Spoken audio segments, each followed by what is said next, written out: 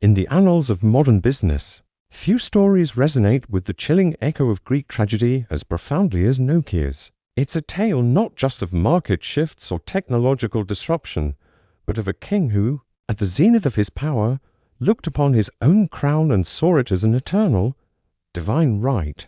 This is the story of how an empire, built on innovation and connection, crumbled not from external assault, but from a sickness within, a self-inflicted wound of arrogance that turned a vanguard into a relic. Imagine the world in 2007. It was a world dominated by Nokia. This wasn't just a company, it was a colossus, a titan straddling the globe. With a staggering 50% of the global mobile phone market share, every other phone sold was a Nokia. In its homeland of Finland, it was more than a corporation, it was a national symbol, the most valuable company in all of Europe, its name synonymous with quality, durability, and technological supremacy. This was the phone from which Nokia ruled, a position so lofty, so seemingly unassailable, that it fostered a dangerous illusion of permanence. The company was wrapped in the warm, deceptive blanket of a too-big-to-fail mindset.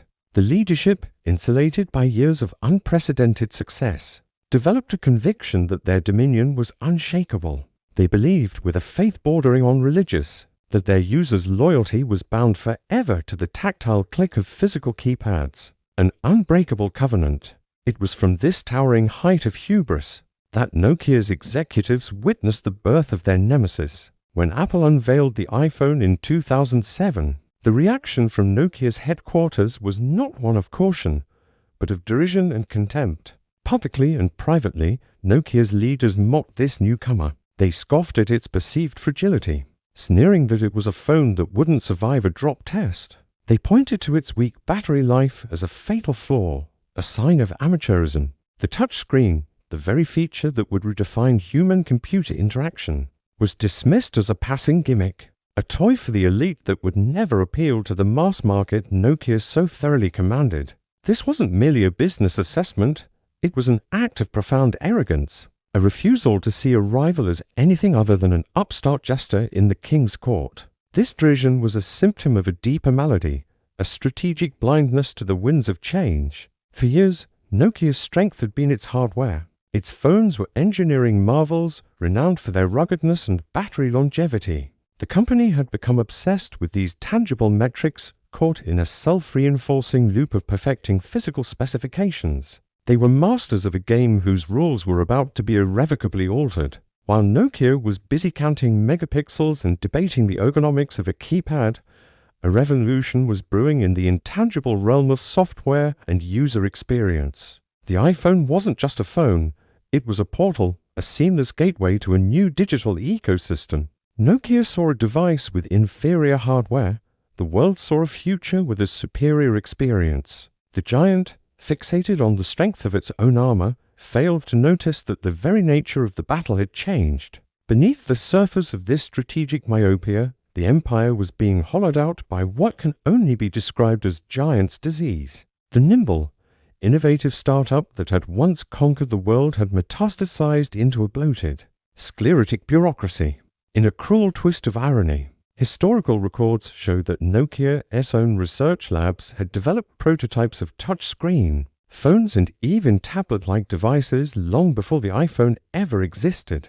These were not mere concepts, they were functional proofs of a future Nokia itself had glimpsed.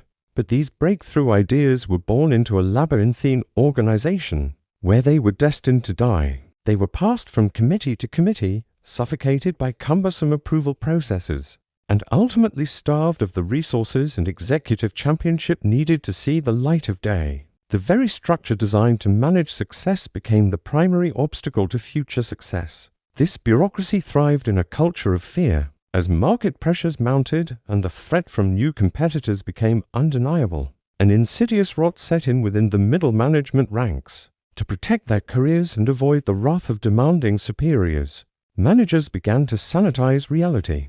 Bad news was softened, negative market feedback was filtered, and project reports were massaged to paint a rosier picture. A conspiracy of optimism, born of terror, spread through the organization. This collective self-deception effectively blindfolded the top executives. They were making critical decisions based on flawed, distorted information, steering a ship they believed was in calm waters, unaware that their own crew had disabled the lighthouse and was reporting clear skies in the middle of a hurricane. They were kings, but kings rendered deaf and blind in their own court. Trapped by its past and terrified of its future, Nokia's response was not to innovate, but to retreat.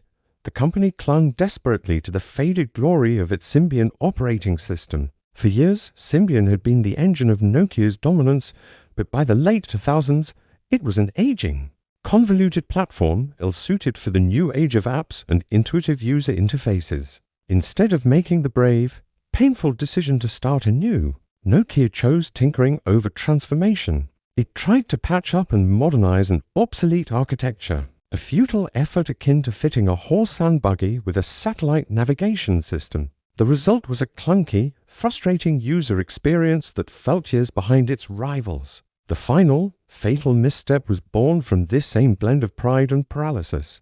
As Symbian faltered, a lifeline appeared: Google's Android. Here was a modern, capable, and rapidly growing platform that could have instantly vaulted Nokia back into the software race. But adopting Android meant accepting a supporting role, becoming a hardware partner in an ecosystem orchestrated by Google. For an empire accustomed to absolute rule, such a proposition was anathema. The corporate ego could not stomach the demotion from emperor to mere duke. This colossal act of pride led Nokia down a dead-end path. In a desperate bid to create a third ecosystem, the company announced a strategic partnership with Microsoft and its Windows Phone platform. It was a gamble on a ghost, a bet that alienated its remaining developer community and confused its loyal customer base. The king, refusing to serve in heaven, had chosen to rule in hell, not realizing the kingdom was already empty.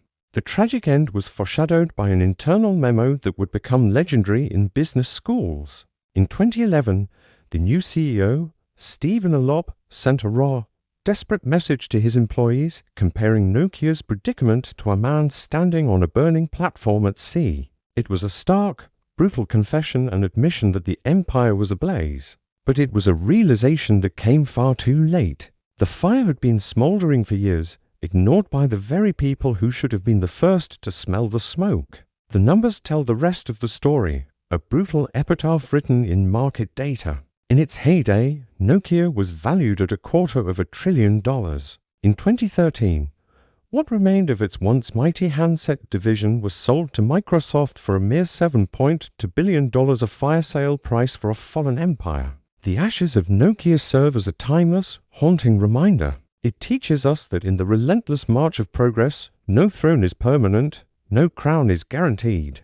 It shows that the greatest threats often come not from audacious rivals, but from the quiet corrosion of arrogance, the paralysis of bureaucracy, and the refusal to let go of a glorious past. The story of Nokia is the story of a giant who died not because it was slain, but because, in a moment of profound blindness, it forgot how to walk.